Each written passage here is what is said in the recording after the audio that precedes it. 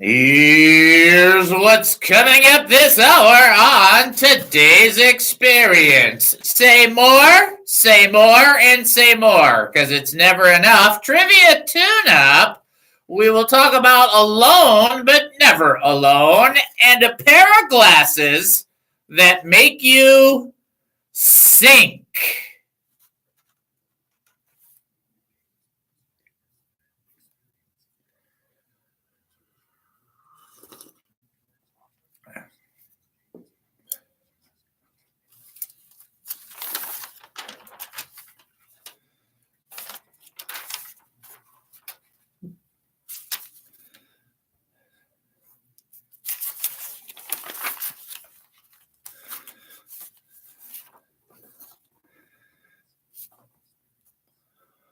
Welcome to the David Spoon Experience, local, national, and heavenly talk. Here's what else we're looking at during the show. Lessons for surviving, living, and prevailing. Politics, entertainment, and current events. Not a lot of politics today.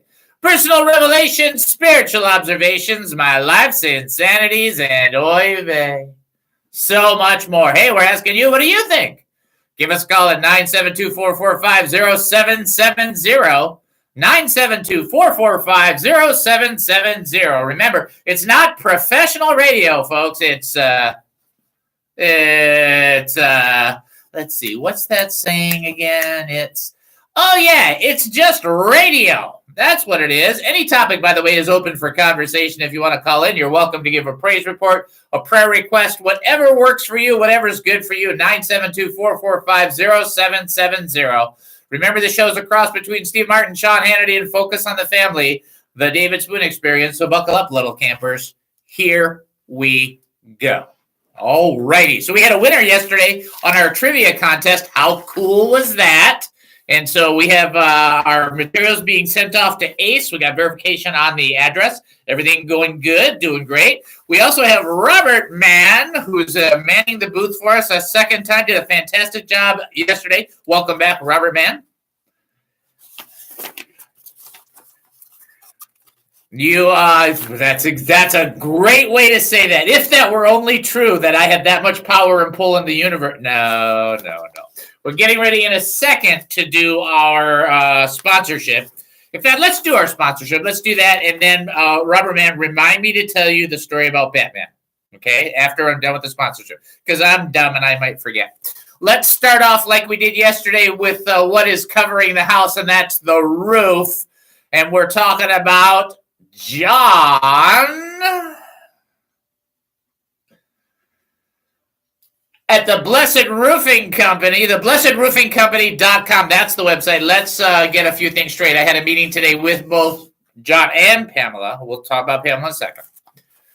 And so we just want to make sure you understand with all of the roofing stuff that's going on, because there's a lot of rain and a lot of hail, and that can create damage on your roof. See that? See how that works? See, rain, hail, roof damage. And the best way to do it is to look at your roof and go, wah, wah, wah, wah, wah. Wah, wah, wah, wah, wah. I think I'll call 469. There it is. 469 blessed is the only answer. You can't do it by osmosis. 469 BLESSED. 469 blessed. Now somebody asked me, well, was it blessed or blessed? Okay, either way. 469 blessed. BLESSED. 469 blessed. Why? Because John will do a free inspection. A what inspection? A free inspection. If there's nothing wrong with your roof, he'll tell you that. That'd be nice if somebody was honest. Well, that's what he strives and walks in the Lord to do it right before the Lord. I don't know anybody that does anything perfect except for Jesus. But if you're going to do the best you can as before the Lord, that's the kind of person you want working on your roof, especially because how important a roof is. You think, it's no big deal. Right. If that collapses, you just say it's no big deal. I mean, come on. You gotta know what's going on with that. That's a serious issue. And with all the hail, you want to make sure you get an inspection done, whether it's for a roof replacement or repairs. It doesn't matter. Most of the time, it's no money out of pocket whatsoever. But get it done and get it done right away. 469-BLESSED, BLESSED. TheBlessedRoofingCompany.com. TheBlessedRoofingCompany.com. Not to be outshined by TheBlessedRoofingCompany.com is our very next person. Pamela Melchioni.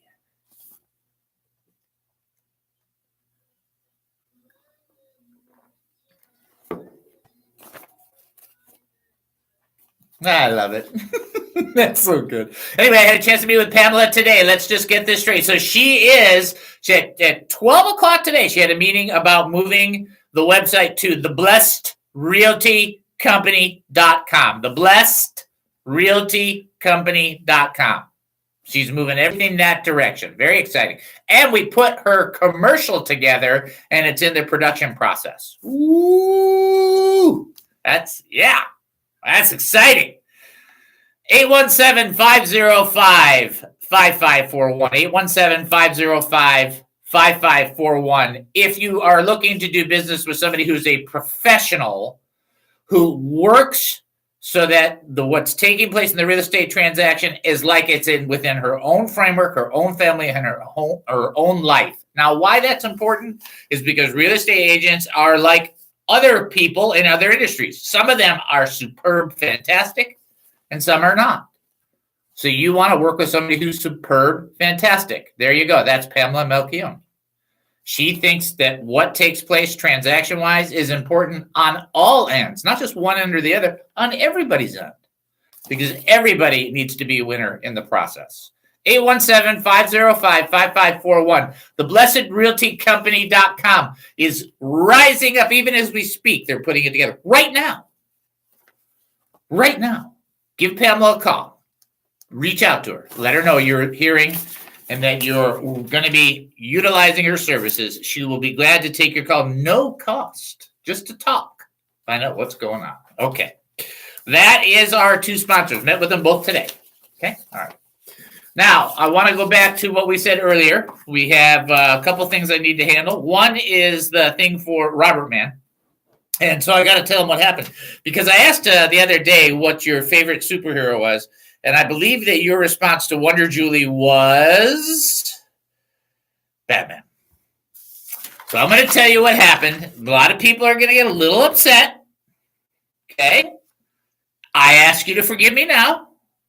If you don't forgive me, you're in big trouble because the scripture requires you to forgive, especially if somebody's asking you to forgive, right? Yeah, right? Yeah, right? So we were this is in California, we were at a Taco Bell. And my wife and I had been talking about the Batman movie and the voice and everything like that. And I just decided when I ordered at Taco Bell, I would do it differently. And so I said, I'll have 2 tacos. And I'd also like some sauce. And I did the whole order in the Batman voice, right? So when I pulled up, the person taking the money and getting the food, because in this case, it wasn't 2 separate windows, was just looking at me like, what's going on here? And then the person gave me the food. I went, thank you. Because you have to do that. You think that's funny? About a month and a half later, we were at Chick-fil-A right by Walmart in California. And we go through, and on the other end, on the end that's talking to me, the person was like, what can I get you for your order? And I thought somebody's playing a joke on me. And I pull up. There was a guy. That's how we talked. It was just when I was sitting there, and my wife and I drove off, and we were looking at one another going, did that just happen? And it was like, yes. It was just one of those weird things where you make fun of it, you do it, you're going to drive through, no big deal. And then it went right back on me. It boomeranged right back on me. Like, wowzer, right? Wowzer. All right. Confession time. It's always good to be honest and be able to be vulnerable for those that are thinking that people on the radio need to be perfect. I like a lot of the personalities, but there is a mindset, and they teach you this just so you can know you can never be wrong. You always have to be right, no matter what your guest says or does. If you watch cable television, it's the exact same rule. It's the rule everybody has if you do live talk radio. You always have to be right. Okay? which leads to very little exposure of humility. Well, there's a small problem with that. God gives grace to people who have a humble spirit, but he opposes the proud. And God doesn't like people that are so prideful that they can't admit or acknowledge when they've done something wrong. Well, I'm a prideful person who has a ton of sin. Okay, I try my best on a daily basis. I come before the Lord. Now, I know I'm justified, but we're talking about the sanctified process. Remember, in salvation, there's 3 tenses: justified, sanctified, and glorified. Justified means you have been officially declared from a legal point of view clean. Sanctified means that God is making that declaration of justification. He's making that look like the justification. So in essence, you are justified through Jesus Christ, and now God is making you look like Jesus Christ. And then when we're all with him face to face, there'll be all evil and all sin will be removed, and then we will be in the presence of nothing but Jesus Christ. So that's where you get justified, sanctified, and glorified. You can get into the deep part of it, but really it has to do with the penalty of sin, the power of sin, and the presence of sin. In glorification, there's no presence of sin. So you have to be willing. I don't care if you're a senior pastor of 15,000, which I have friends who are senior pastors of 12,000, 13,000, 14,000, and up. They will tell their congregation, I made this mistake. I made a mistake. I was wrong. There's no reason at any point for any person, especially husbands to wives, not being willing to go, yeah, that was wrong. In fact, if you're not able to do that, you're not a good leader, because you have to be honest. A good leader is not perfect, right? A good leader is a servant, and a servant is forthright and honest. So my wife, who is usually, it goes Holy Spirit, Bible, wife, for a conviction of sin. It's kind of how it goes. The kids are in there somewhere. I don't know if the dog's in there, but the kids are in there. But mostly it's wife when it comes to human beings. And she said something to me that was complimentary. Have you ever received a compliment? Some people, it's hard to receive a compliment, right? And it almost feels awkward a little bit. But instead of just saying the proper thank you, which is what the proper response is when somebody pays you a compliment, I decided to add on to the compliment for myself. So I said, how's it going? Great. And then she said, hey, you did this really well, right? And then I said, I did, didn't I? I sure did a good job doing that. I know. So bad. It's so bad, people. It's bad because, you see, we need more and more and more and more and more. And that's wrong and wrong and wrong and wrong and wrong. And she said, I just complimented you. You could just say thank you. That's what I did. I said, you're right. I'm wrong. I should have just said thank you. I don't know why I felt like I needed to add on. I don't know if it was pride or if it was the moment or I don't know.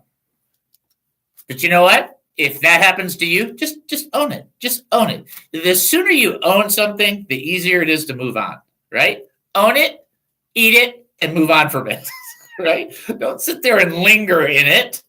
If you do something wrong, go, yep, I did that wrong. That humility element, that's a fantastic characteristic of a leader. Otherwise, you would have to tell me that you're perfect, and the Lord never has to challenge you. Ooh. Nobody wants to hear that, right? Right. Nobody. All right, folks, you're listening to the David Spoon Experience right here on KAAM 770, the Christian station here in Texas. Taking a short break, then we're coming back. Don't go anywhere.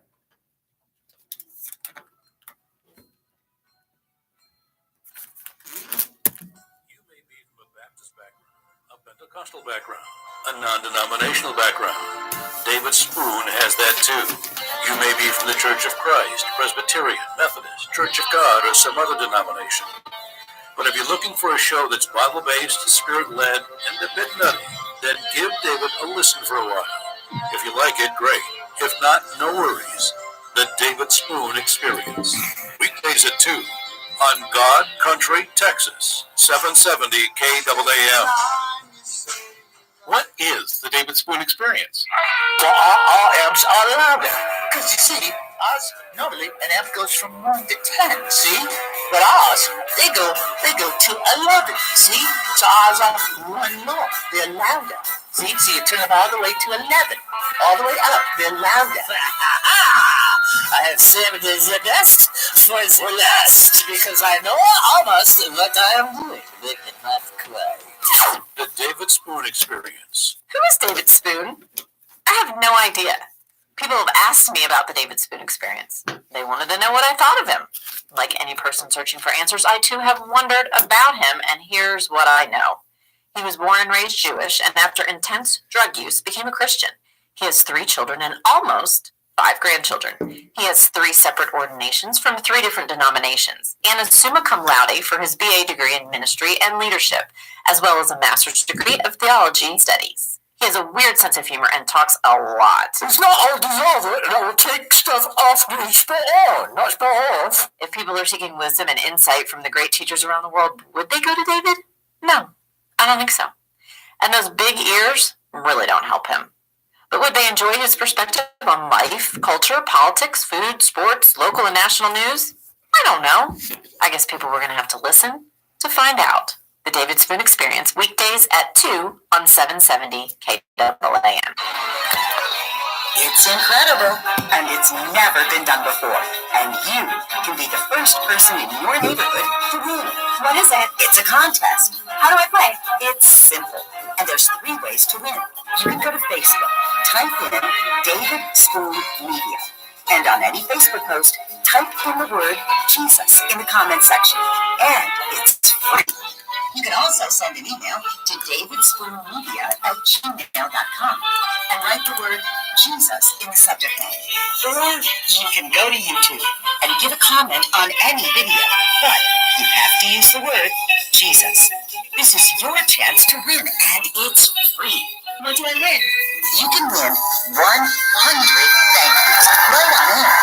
It's incredible. It's unbelievable, but it's only for a limited time. Enter now. Here's a toast. Thank you for listening to the David Spoon Experience.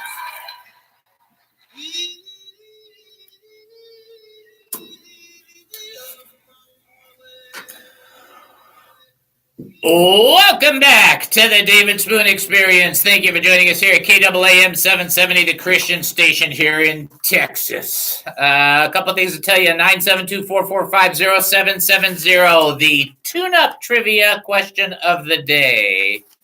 Because we did have a trivia winner for the $20 gift certificate. Today is not one of the giveaways, but it's a tune-up one, just in case you think you know it. The word manna. Manna, M-A-N-N-A. I think there's actually a second style of writing it, but the word manna, define it. What does it mean? What does it mean? Exodus 16 is the place you're going to want to look, especially if you understand the Beverly Hillbillies. Exodus 16. Okay. Don't worry about that. So if they call in, Robert, just, if they got an answer, we'll bring them on. If they don't, if they want to give it to you instead of coming on the air, you can just jot it down, see if they're right. No problem. Okay. Manna. Define it. A couple things to tell you. YouTube, David Spoon Media. I'm going to be telling a Christian joke on David Spoon Media and in the YouTube realm tonight. Just in case. You know why? Because we just need to laugh a little. It's just getting to be too intense. We're going to get into a really intense teaching in a second. So just smile a little. Yeah, exactly. Facebook, David Spoon Media. You can check us out on Facebook. Go type in David Spoon Media. You're welcome to leave a comment. Again, the number, if you think you have a definition for manna, 972-445-0770. Here we go. Oh, by the way, it's National Penguin Day. National Penguin Day. I don't know if that has to do with anything, but I'm just letting you know. I tell you the things that you need to know to keep things moving along. That's my goal. Yesterday we talked about Jesus feeding the 5,000. I want to do a follow-up on that, not to the actual that section, but what the very next section was in regards to Jesus after he was teaching about teaching us how to understand his provision and his abilities, and how God deeply understands our personal needs, especially our financial needs, being that is the only provisional miracle in all Matthew, Mark, Luke, John, all four Gospels, is the feeding of the 5,000. The next story that takes place in Matthew, the Gospel, is when Jesus walks on the water. And I want to jump right into that because I think that there is some of this that is greatly fascinating, yet challenging at the same time. So here's what the passage says in Matthew chapter 14, verse 22. Immediately after this, Jesus insisted that his disciples go back into the boat and cross the other side of the lake while he sent the people home. After sending them home, he went up to the hills by himself to pray. Night fell while he was there alone, and meanwhile the disciples were in trouble far away from the land, for a strong wind had risen, and they were fighting heavy waves. So there's three things that pop out of me when I see something and I read this, and it just kind of really, I guess it affects the way I think and the way I process in my own faith. It says that Jesus insisted the disciples go back in the boat, and then he sent the people home. Now remember, just prior to the feeding of the 5,000, it was the disciples that said, send the people away. And now Jesus is sending the people away, but Jesus does not send the people away before he ministers to them. He ministers to them. He gives them food. He provides for them. He helps secure them. He helps strengthen them. Then he sends them home. He doesn't want to just send them home with nothing. And it's very rare, or almost never, I would say, it was probably never, where God sends you away with nothing. There's always something the Lord has to give you. Even if you go to, and I've heard so many Christmas messages, you would think, well, there's just not much more material that you can get. How many times you can hear the Christmas story? I mean, I've been a Christian 40 years. I've heard at least 40 times 2. So I've heard at least 80 Christmas messages, plus delivered multiple Christmas messages. But inevitably, in every engagement, there's always something there for me. And that's really how the Lord is. He always has something for his people. Now, what struck me as new that I had not thought of before was verse 23. After sending them home, he went up to the hills by himself to pray. We talked about this yesterday, how Jesus, instead of overreacting or whatever the case may be, he would go away by himself, right? And then kind of gather himself, and before he's being overreactive or anything. That's how we need to really function, so that anger doesn't get the best of us. But while I'm reading this, and if you dive into the Greek just a little bit, which is a ton of fun, you find out that Jesus went up to the hills by himself. The key is understanding what that means, went up to the hills. So in the context of the passage, it's talking about Jesus escaping or leaving the plurality of people, commerce, the community, the village, the grouping, the fellowshipping, the whole thing. He's going away from anything that is distracting. He's stepping away from worldly noise, people noise, conversational noise. He's getting away from it. And I love that the way it says it. He goes up to the hills by himself to pray. In his spending time with the Father, Jesus makes it quite clear that we don't want to be in a position of being distracted. Remember the miracle that took place in Matthew chapter 8, how that the people were mocking Jesus about the synagogue's ruler's daughter, and how they were mocking him, and Jesus put them out of the house, got rid of them, kind of cleaned up the atmosphere. There is a good atmosphere for prayer. It is called you and God. It is not you and God with the TV running in the background. It is not you and God while you're doing other things. Well, yeah, I was praying to the Lord, but I was checking my Facebook at the same time. See, that doesn't work. You got to separate from worldly noise.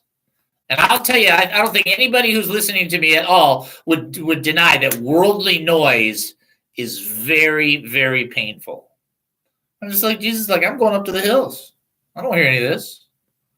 And that's before they really had as much noise as we have. So he goes up to the hills, and while he's up in the hills, and while he's praying, and while he's separating himself from that other stuff, what happens? The disciples are in trouble far away. A strong wind had risen, and they were fighting heavy waves. They were fighting heavy waves. I just think it's important to understand that these were not people who were unaccustomed to boat life. 4 of these people were fishermen, 2 sets of brothers who were partners in the fishing business. I think they understood the boat life. And they were fighting heavy waves, and that's trouble. And I think of heavy waves, you could use that illustration to be anything in life, but listen, a lot of us fight heavy waves. We feel like we're in a boat, and we feel like we're hanging onto the side of the boat, and we're trying not to drown. You ever feel that way? I know you have felt that way. I have felt that way. I feel that way from time to time, depending on what's going on. Verse 25, about 3 o'clock in the morning, Jesus came toward them walking on the water. So the night is split up into 4 watches, 6 to 9, 9 to 12, 12 to 3, 3 to 6. This is the 3 to 6, the 4th watch of the night. I don't know, have you been up past 2 a.m. before? When you stay up, okay, I don't know about you, but this happens for me. I get tired. I mean, I understand. I'm not as young as I used to be, but when 11 o'clock, well, now when 10 o'clock comes around, I get tired, but 11 o'clock, 12 o'clock, 1 o'clock comes around, 2 o'clock, it used to be a massive accomplishment to stay up as a kid, right? You're 14, 15. We're going to stay up all night. We're going to pull an all-nighter. And it was almost like there's this huge accomplishment that you stayed up all night. Why? Because right about 3 o'clock, you just start like going, rah, rah, rah, and you start talking like a dog that's got cotton in its mouth. Right? It's 3 in the morning. They're fighting waves. There's no doubt at this point they're tired and exhausted, right? What happens? Jesus comes walking on the water. Now, instead of you thinking of somebody on a paddle boat on a lake where they have a stick and they're standing up on a paddle boat and the water's really calm, and so they're pushing themselves along for exercise, this is not that, okay? This is more like, ferocious waves crashing into each other, and they're like in a boat and they're like fighting these heavy waves, and then Jesus comes walking right through the middle. Now, at 3 in the morning, I am not surprised. I don't think anybody should be surprised that Jesus comes walking through the middle of the water, 3 in the morning, through rough waters, and what do they say? It's a ghost. Because it's like, if they're not tired, there's somebody walking on the water. What am I seeing? And it just appears as though when you get to that time and that tired place, it's hard to see clearly. When we come back, we're going to talk about those glasses that they're using, because I think we got about a minute, right? We have a pair of glasses that we can put on and we can see the Lord as spooky. Or we can put on a pair of glasses and see other things. We're going to talk about that. You're listening to the David Spoon Experience right here on KAAM 770, the Christian station here in Texas. Short break. We'll be back.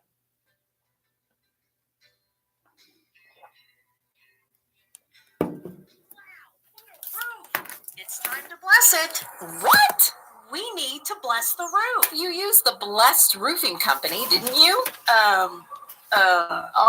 Tell me you worked with John at the Blessed Roofing Company. 2 things. 1, it's in the name, the Blessed Roofing Company. 2, it's in the number, 469 Blessed. That's 469-253-7732. But anyone can put up a roof, can't they? Can they? Oy vey.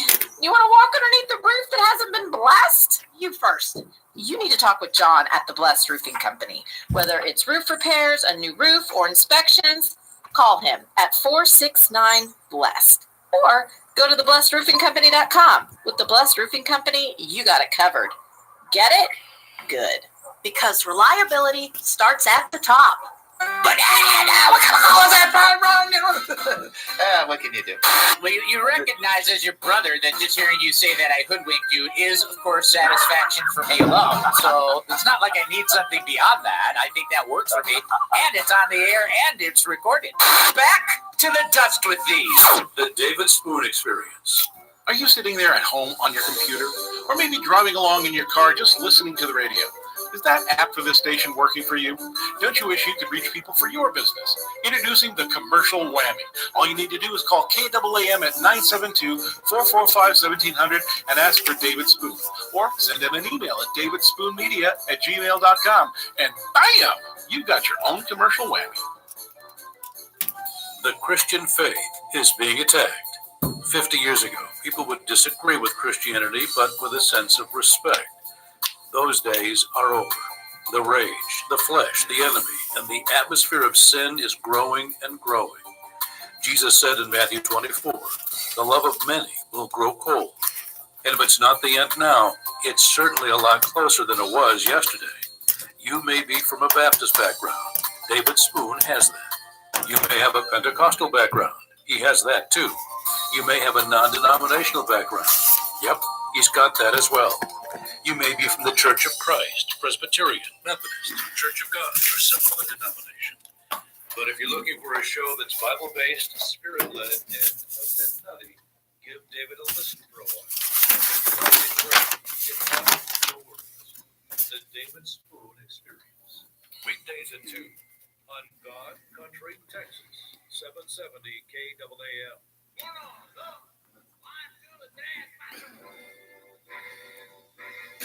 Welcome back to the David Spoon Experience. Thank you for joining us here at KAAM 770, the Christian station here in Texas. Righty, do want to let you know if, in fact, you have a desire to reach out to us on Facebook, you can do so, David Spoon Media, YouTube, David Spoon Media, so you can see some of the different shows. All the shows, by the way, are on the media channel. The YouTube media channel. Plus, we have all of the show's podcasts. So if you go to davidspoon.com, you'll see that they're all their podcasts. Some people want to know, well, why are you branding your name? Why are you branding it? It's just easy name. David, named after a king, I wish. And then Spoon, something you probably use every day. So, David Spoon, that's my name. There you go. So that's why we do what we do. Quick reminder on the trivia question, manna. Define what manna is if you're able to. That would be cool. Your solution is going to be in Exodus 16. I think it's going to be in all translations. 972-445-0770, 972-445-0770. So you might want to know maybe a little bit, why. I mean, what I'll do is I'll talk about something. I'll talk about life. We'll talk about some serious teachings. We'll get into some different realms. Again, and we've said this before, and we'll say it again, the show is geared towards being life as a Christian, not necessarily Christian living. So life as a Christian has much more to do with encountering road rage as a Christian versus getting a good lesson from J. Vernon McGee or Charles Stanley or somebody along those lines. Those people are fantastic teachers, much better than I'll ever be. Okay? That may be much better than I'll ever be. But I can talk about how my life is. And I know that people understand that and identify with that. And that's where the show really tries to catch into place. We're not trying to be another just Bible teaching show. Now, we do our best to communicate Scripture, and it's not an unqualified position or anything. But it is important to understand that the intent here is for the hour of the shows to give people a bit of a break and a bit of an encouragement. There are times where there's times where I really get upset and I, start going down and do what we call a riff, and I go down this, bad path. And it's not that the path is necessarily wrong, but I can get caught in it pretty fast. And that's not good. I can get caught up in the current pretty fast. The idea here Just do our best to follow in the scripture. Okay. And then some people are like, well, you should just use King James only. Other people are like, you should just use NIV only. Other people are like, you should use NASB only. And you should just use the Greek. Or you should just use the Hebrew. Or you should just use. Okay. You know that Jesus, when he was quoting scripture, he used the Septuagint, which was a translation of the Hebrew 90% of the time. That's number one. And then number two, I use them all. Why use some? I mean, I know what the Greek says. I know what the you have Young's literal translation. I know what these translations say, and I utilize the ones that speak to me. That's the way that you got to go about it. And I encourage you to do the same. Because I don't have any problem if somebody just wants to use King James. I simply have a problem if they make their mindset where everybody else has to do what they do. You see how that works? I don't think most people got saved the exact same or walk the exact same walk or in the exact same denomination, but that doesn't make you any less brothers or sisters. That's kind of where it comes from. Okay. So let's go back, if we can, to the passage. I find this passage to be outstanding. I think it's a sad testimony that this passage gets thought of and tossed really quickly, because I think you need to grasp, and I need to grasp, and I sometimes have hard doing it, that Jesus is walking on the water, man. He's walking on the water. He's walking on water. Oh, I guess there's a phone call. Hey, that does work pretty good. Okay, hold on. Hello, this is Dave. Hello. Good. How you doing?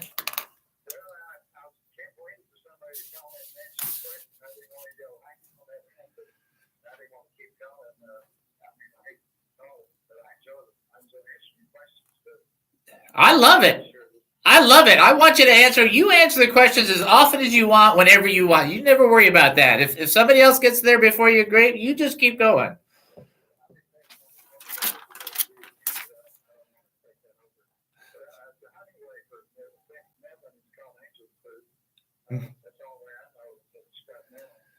Okay, now when you say it, and it is food from the heavens, but there's an interesting direct translation, and I'll share it with you. I want you to think about it. It's fascinating because it's manna is a food that God has provided from heaven, and what's ironic about manna ultimately is if you can see manna as faith, it would blow your mind in the sense that faith needs to be used fresh every day, and manna needs to be eaten fresh every day.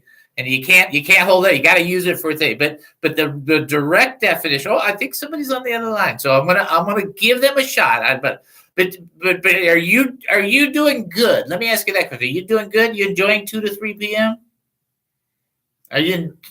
I'm glad you are. All right. Well, we're going to ask the other person to see if they know it. Then I'll give the definition. But I want you to call in no matter what. Okay. You got it. God bless you. All right. Okay. Let's go ahead and grab the other line and see if the other person will know. And then what we'll do is I'll give the direct definition. Although that definition saying that it's like an angel's food, that is actually where some of the definitions for angel food came.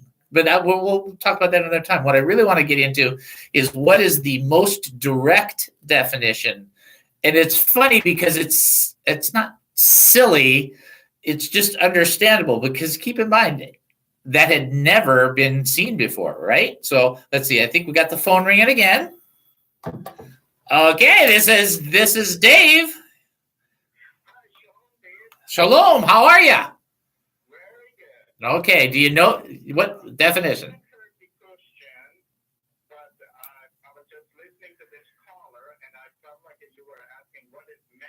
Yes, that is correct. I'm looking for the direct definition.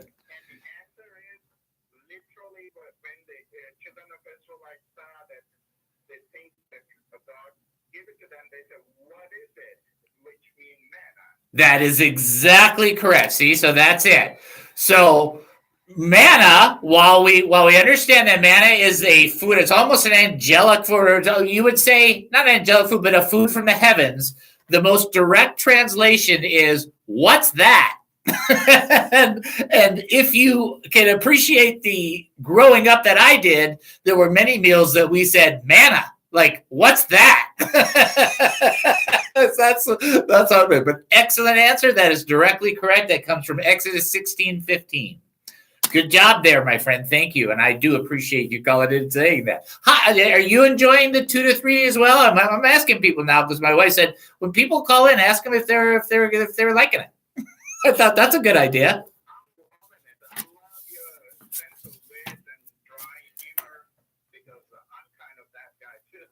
Yeah, that's good. So that's good to know. Oh, this see? Big ears unite. That's what we're gonna. That's gonna be our mantra. All right, thank you for calling. Well, anything else? No, please. Yours is better than mine. I just want to tell you that right now. I had somebody. Exactly. I had somebody call it one time and say I sounded like a Muppet. I thought, okay, that's a good one. All right. God bless you, brother. I appreciate it. Thank you. All right. Thank you. All right. See, now that's fun. I love stuff like that. I love it. I love that Leonard goes in, Bobby calls in. I love that people call in. Everybody's calling in because it's fun. It's like, okay, now we're engaging like a community. Guess what? If I have a serious prayer need, I'm telling you because I'll want you to pray for it. Okay. That's it. So manna, a heavenly food, but its most direct definition is, what is it or what's that? And if you can understand the what's that, it's not that there's a sarcasm in it, but there's a what's that kind of thing attitude. So anyway, let's and I want to finish this teaching because this is pretty good teaching. But anytime anybody wants to call, share something, you can do it. That's not. I ask Robert, man. Do I pretty much go with the flow? Is that pretty much accurate? Very, very accurate. I like that. There will be an extra $5 in your paycheck. It just won't be from me. Okay, there you go. Okay. All right. Jesus is on the water, so we got like 3 minutes. But that's all right, right? We got 3 minutes, 2 minutes, 2. Make it 2.5. We'll work it out. So Jesus is walking on the water. The disciples are freaking out. Everybody knows that. I just want you to see what Peter did. Peter didn't go, wow. Listen to what Peter said. Peter said simply this. He said, if it's really you, tell me to come to you walking on the water. That is the most unique thing. He's like, if it's really you, Jesus, tell me to do what you're doing. Like, wow. I would never have said that. I would have said, if it's really you, show me a rainbow. Or something, right? Jesus is like, Peter goes, if it's really you, then tell me to come to you on the water. And you know what Jesus did?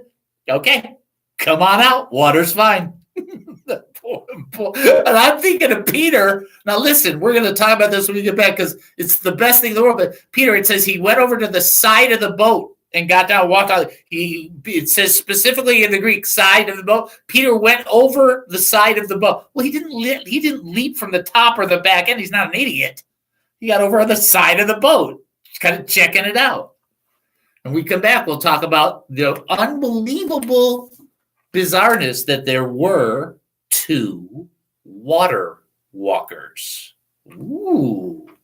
You're listening to the David Spoon Experience right here on KAAM 770 Christian station here in Texas. Taking a short break and we'll be back. Don't go anywhere. Wow, look at that hill. Wow. Look at my neighbor's car. Wow, look at your roof. Uh-oh. It's time to call John. John? Who is John? The apostle? No, silly. He's our brother in the Lord. John from the Blessed Roofing Company. You know the name of your roofer? Not just his name, but his number, too. What? 469 Blessed. That's 469 Blessed because the answer to my roofing problems is in their number and in the company name. The Blessed Roofing Company. Get it? All right, let me get this straight. You know the name of your roofer, his phone number, and his company name, off the top of your head? And his website, theblessedroofingcompany.com. A roof over my head needs to be blessed, and his name and number and website are blessed too.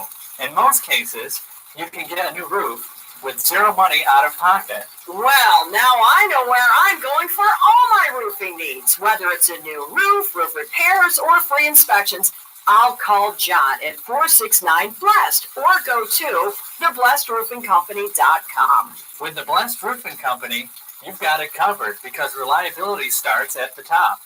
What is the David Spoon Experience? Is because heaven is not some statuesque place where people go there and then freeze. Wait, I'm in heaven. I'm standing. Nope, I can't sit. Wait, no, I'm in heaven. I'm sitting. Wait, I can't stand. Where does that kind of concept of heaven come from? Well, is he standing or is he sitting? I'm going to go with he's doing both. He's standing on this one. He's sitting on this one. Over there, he could be doing a Scooby-Doo act. I don't know what he's doing. All I know is that heaven is not about frozen people that don't move. And if we don't get a better handle on what heaven is, we're going to lose our communication of our hope to a hope that's based on 72 virgins, which guarantees you after 73 times it's not the fun it was the 72 times. It's so ridiculous. And that's the hope we're not winning on? You have got to be kidding me. The David Spoon Experience. Are you sitting there at home on your computer? Are you driving along in your car just listening to the radio? Is that app for this station working for you? Don't you wish you could reach people for your business? Introducing the Commercial Whammy. It slices, it dices, it cleans up dirty spots, lickety-split, and makes julienne fries. And right now, for a tremendous discount, you can have a Commercial Whammy too. All you need to do is call KAAM or send an email to davidspoonmedia@gmail.com and bam! You have your own Commercial Whammy before you know it. Call now and you can get a second Commercial Whammy for half the price. That's right. Call now for your very own Commercial Whammy. 972-445-1700 or email davidspoonmedia@gmail.com. Don't delay. Call today. Operators are standing by.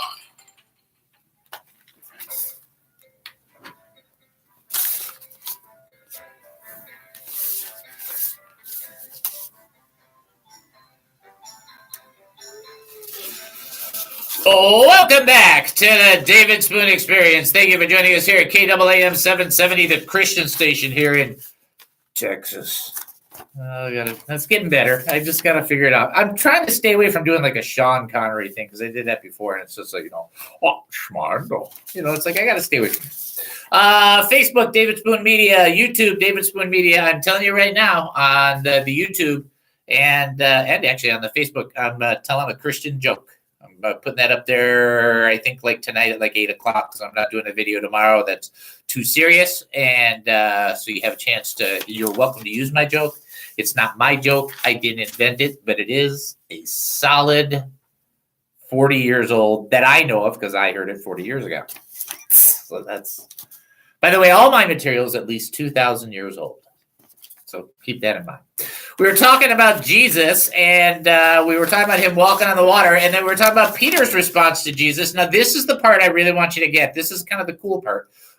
So you have this situation where, the disciples are like, and Jesus comes walking on the water, which does not, I would not sit there and go, well, this is normal. I mean, that would be pretty bizarre. And so Jesus is like, be calm. I'm here. Don't be afraid. And Peter's like, oh, if that's really you, then tell me to come out on the water. It's just a really weird statement, really weird thing to say. And Peter's like, come out. Or Jesus is like, come out. What does the scripture say? That's the key. What does the scripture say?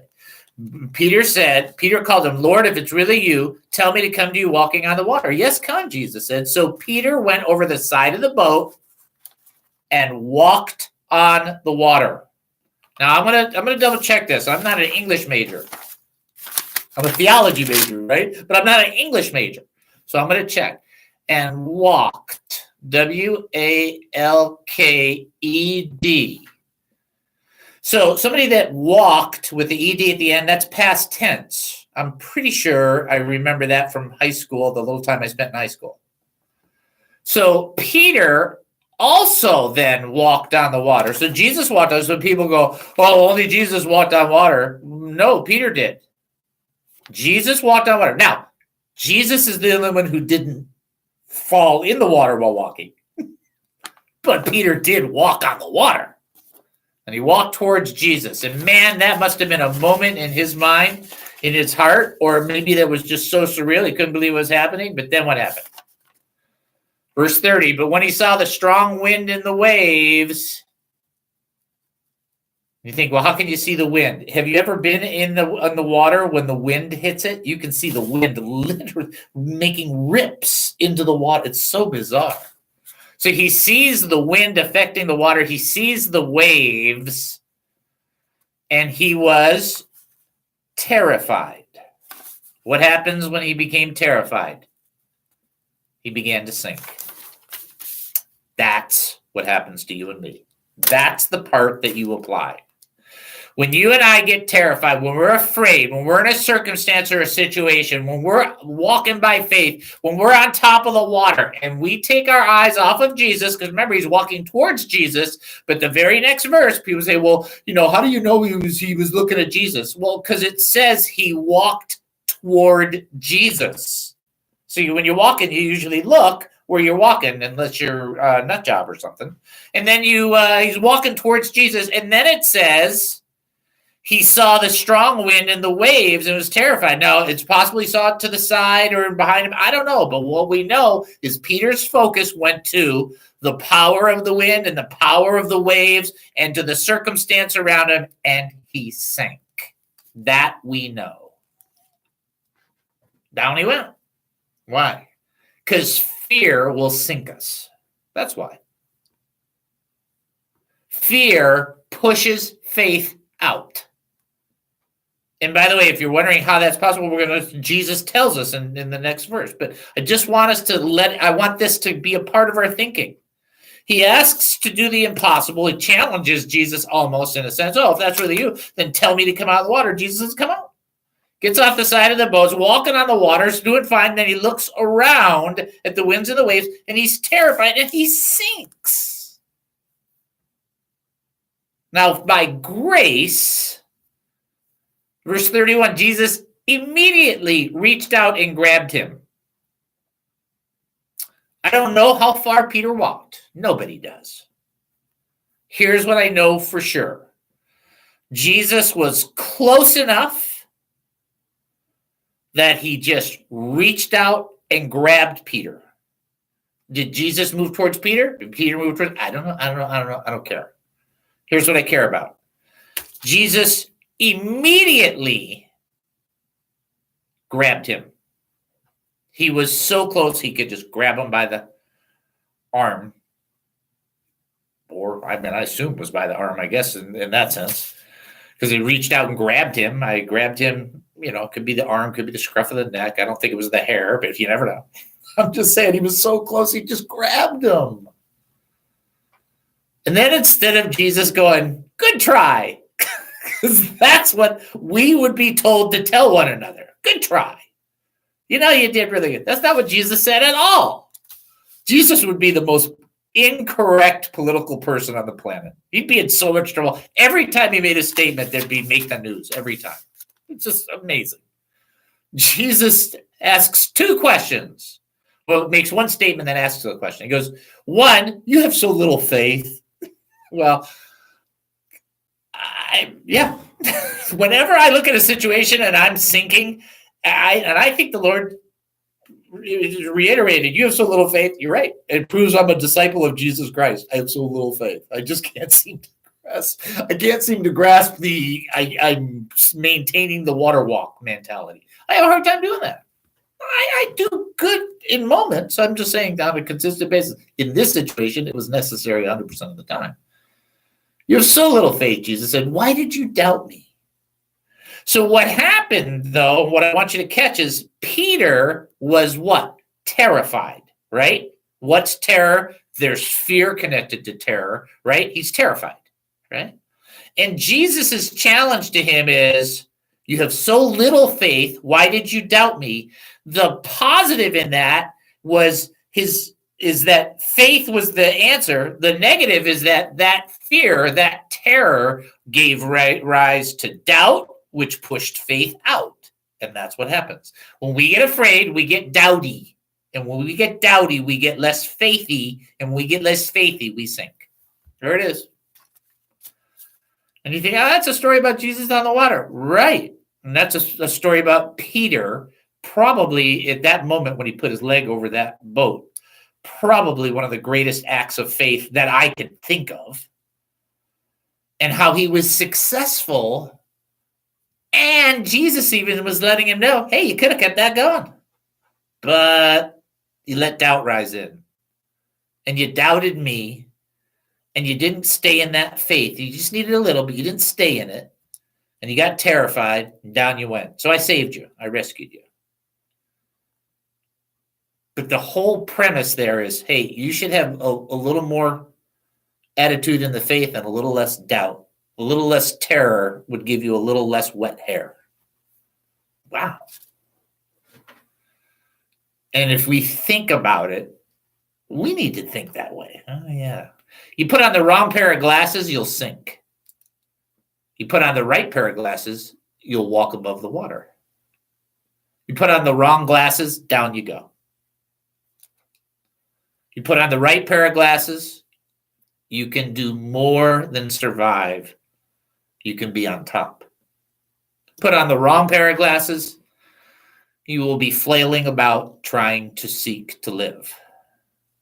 Put on the right pair of glasses, you can rise above it. Wow. Just think of how many analogies. There must be 1,000 in there. Okay, not 1,000. There must be 100, though. Okay, maybe 50, 40, 30, 20.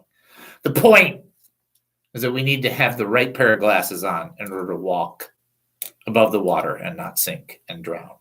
That's the point. Okay? I think you get that.